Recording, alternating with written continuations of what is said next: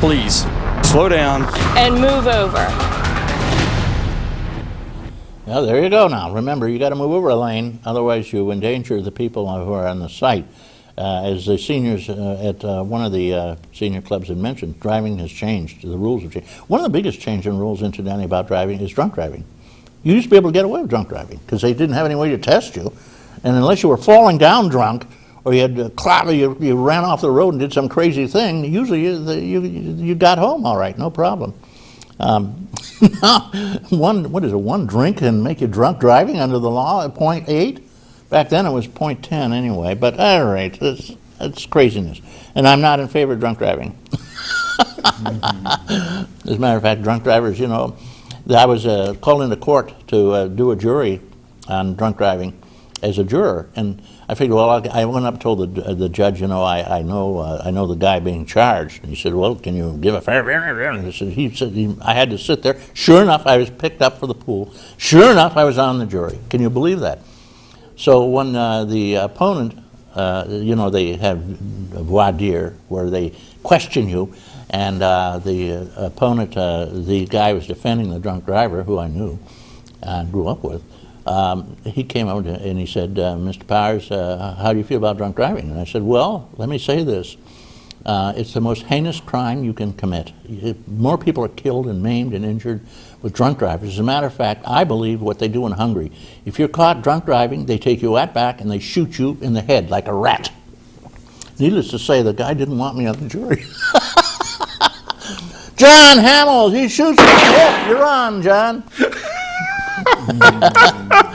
Oh, you folks just have to watch me. I have to follow him. Well, good morning, Reed. Good morning, Steve. Welcome to the show. Okay. I almost lose my train of thought sometimes. Oh, my gosh. Shoot him in the head. All right. Well, that takes care of the problem. Well, anyways, I was going to mention that you said something about St. Patrick's Day is coming. As you know, Bill and I are going to be out and about. Bill's coming back from Atlanta, and we're going to be gearing up for this month. This coming Friday, 21 East. I don't know, see if you've ever been there. It's a little cafe, and it's a adult learning center up in Dunkirk, 21 East, just off of Washington up there.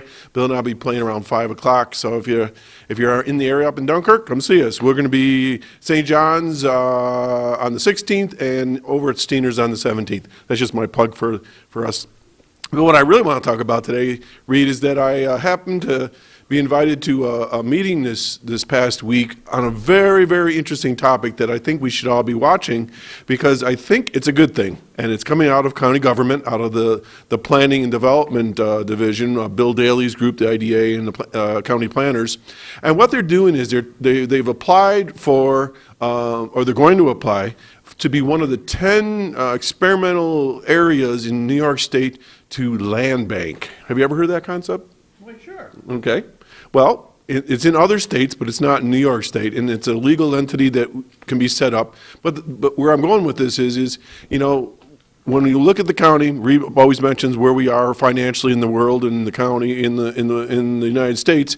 This is sort of a proactive view, and I gotta tip the hat to Mark Geis. He's the one that's been heading this up from the planning department.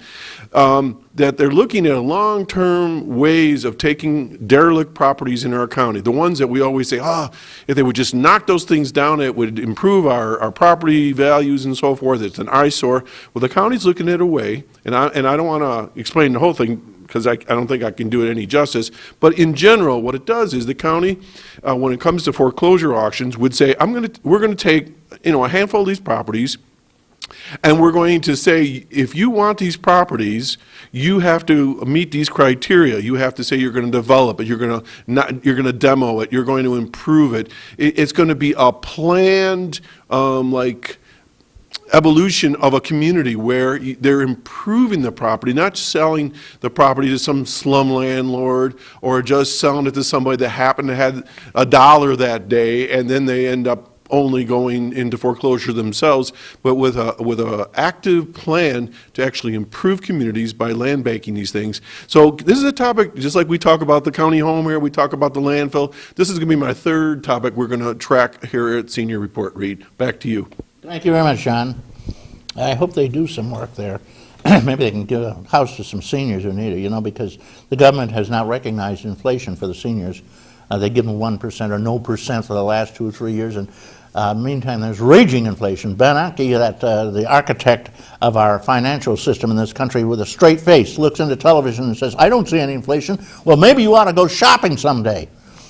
Or maybe you ought to pay your insurance or something. Mine went up 50%. There you go. State taxes, county taxes, everything. 25% increase in state taxes last year. But there's no inflation, so seniors will not get a COLA, which they were guaranteed on their Social Security. So many seniors who depend heavily on their Social Security are at this point getting 40 cents. The last 10 years, they're getting 40 cents on the dollar. They're starving. I mean, at this point, we got real problems. They're going to be eating this stuff. This is cat food. Yeah, that's what they ate during the Depression, cat food, and they'll be living in their children's moldy basements because they're losing their homes right and left. Thank you, Congress, who wouldn't give $200 to the seniors to help them a little bit last year. Thank you. Oh, they won't pass 1 penny tax on the multi-billionaires and millionaires. Oh, no. Seniors, you can die of starvation and lack of health care. They cut $500 billion out of the senior health care program, Medicare, last year. They're planning more big changes and cuts and so forth. Forget the seniors. It's the rich we got to take care of. Your Congress is of the rich, for the rich, and by the rich, ladies and gentlemen. And don't you forget that when you wonder why they're taking care of the rich but not the poor. All right, enough said. Steve Kershnar, doctorate of philosophy, I assume, yes. In the philosophy department at Fredonia, State University of Fredonia. Very, very intelligent, very, very articulate. He's here to talk a little bit. We're going to talk about marijuana, among other things, and the craziness going on in the marijuana factors around the country. I mean, it's just madness. Where are you from, Steve? I'm from Connecticut. Connecticut? Yep. But I went to college down the road at Cornell. At Cornell. Nice school. I love it there. Yeah, It's gorgeous. I think it's beautiful. right next to it is a little waterfall. It's the highest waterfall in the state of New York. Oh, really? It's in the campground. Oh, yeah. I've been there. Tamarack or something like that. Beautiful, absolutely. Yeah, and I spent many happy summer there with my family camping in the campground. It's gorgeous there. Now, Steve, so you went on to college and went to Cornell. Did you finish up there? Or? Yeah, finish up there. Yeah. Well, what brought you up here? SUNY Fredonia. I got a job in the philosophy department, which I have to say is a great department. Love my colleagues. Yeah. And so that's what brought me up to Western New York. Okay, it's probably the brain tank over there at most universities is the philosophy department. People think about things occasionally. Well, my colleagues are excellent, so I have it pretty good. Yeah, well, actually, most college prepares you just like a work camp. They prepare you for a job. But if you're in philosophy, there's no job here. You can't get a job selling philosophy, fixing philosophy. Sadly.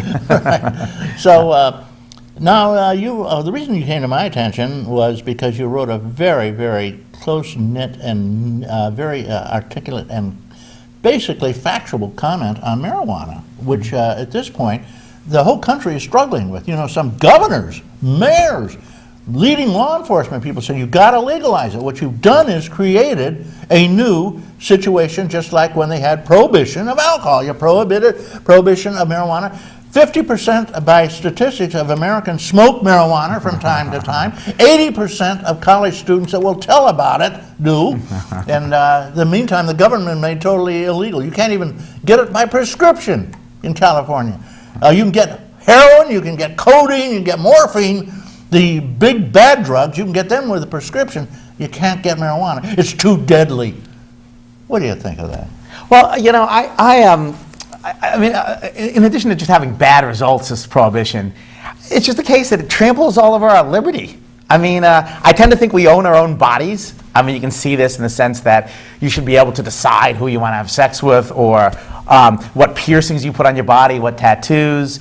We tend to think you own your own body. That's why you can't be enslaved, or that's why you can't be forced to be an organ donor. And if you own your own body, you can do what you want with it. Put in it what you want. That should be able to include drugs, particularly relatively harmless drugs like marijuana. I mean, some people argue that sort of prohibiting marijuana has the best results. But look, it's if they're prohibiting it, it's their job to show that the benefits of prohibition outweigh the costs. They don't even come close to doing that. I mean, the costs are astounding of prohibiting marijuana. I mean, first of all, you have a ton of people who are imprisoned. You have a ton of people being arrested, a whole criminal justice network designed to track those people down, direct costs. In pursuit of marijuana and other drugs, they just trample all over our liberty. There's all sorts of searches of fields, of garbages, of houses, of trains, of buses, just trampling all over our liberty. And then there's just lost pleasure. I mean, the reason people smoke marijuana is they enjoy it. Same reason they drink, same reason they smoke. And when you sort of ban this stuff, make it more expensive, difficult to get a hold of, you just lose pleasure. So I think it tramples all over liberty, and even if you're not concerned about liberty, it just has worse results to do so. I don't think there's an intellectually defensible position for prohibiting marijuana whatsoever. Okay, well, it's like as I point out, a guy can go into a bar and order a double martini, and another guy comes in and says, "I'll just smoke a doobie," and they come running down, they grab the guy and put him in jail. Right. And the other guy says, "Well, give me another double martini while you're at it," and that's. I mean, does this make sense? It's insanity. You know why it's prohibited? There is a prohibition on it? William Randolph Hearst owned a string of papers. He was a very influential man. He could basically get Congress to do almost anything he wanted, and they do backflips for him. He got a prohibition on hemp, which grew wild all over the country. A friend of mine once said, you know, I wish they'd start smoking ragweed because they could stomp it out just the way they did marijuana or hemp, same darn thing. And so William Randolph Hearst went to work with Congress and got a prohibition on hemp marijuana, pointing out how it's terrible, it makes people crazy, which is just utter nonsense anymore than drinking, having noticed this. Incidentally, it's the top. I've been told it's the top cash crop in Chautauqua County. up in the hills. That's interesting. I didn't know. A lot of it growing up in the hills. Beats grapes. Well, I think a second reason is just, I mean, a lot of these legislators, whether it's state or federal, they just have no respect for people's liberty. I mean, you know, they ban sort of steroid use. They're banning prostitution. They're banning internet gambling. They require seatbelts. It's just one sort of thing prohibited after another. They just don't have a lot of respect for American citizens. They think that the American body, that what you do, is owned by them. I think they own us. The same thing allows them to take at least a third and probably closer to 40% of a lot of people's income. They just have no boundaries as to what they think they can make us do. Yeah, and it's costing us trillions in at least the marijuana. The other drugs we should look at too, but certainly marijuana, which is a relatively harmless drug according to the physicians and everybody involved with it. It does a lot less damage to your body than just smoking, or certainly less than drinking alcohol. Ask anybody on the Bowery. And drunk driving virtually doesn't occur with marijuana because you don't smoke that much. And like a six-pack or a half a bottle of gin or something, which brings drunk driving into the picture. Well, why don't the legislators give it a second look? Well, ladies and gentlemen, here's an interesting fact. Most legislators, check your legislature, in the state and in the federal, in the Congress, are lawyers. Mm-hmm. How much money do lawyers make defending marijuana people? Mm-hmm. Half the kids or the people over at the county jail here in Mayville are in there for minor drug charges. Half of the prison there. I spoke to the chaplain a while back, and he said, yeah, about half of them are in there for minor drugs. Wow. And how much does it cost? $80,000 a year. The prosecution, the court costs, you've got to pay for their lawyer, you've got to pay for appeals with their lawyer, and it goes on and on and on, and it's costing. How much does it cost to stage a raid with 6 months of preparatory work and a half a dozen policemen and 4 or 5 others, and then the raid comes and the cost, and then the court and the jail again? How much does this cost? What are they doing? Yeah, and in line with that, I mean, the amount of incarceration in this country is just unbelievable. I mean, you have, the United States locks up maybe 1% of its adults? Yeah, actually, 3% of its adults 3%. are under the control of the criminal justice system. It's the highest number in the world. Yeah, we have 5% of the population and 25% of the world's prisoners. 4 times the rate of China, 5 times the rate of Great Britain, 8 times the rate of Germany, and 12 times the rate of Japan. And we have a lockdown nation. We have oceans of people locked up and 22% of those are for drugs. I mean, it's trampling all over liberty. It's ridiculous. We lock up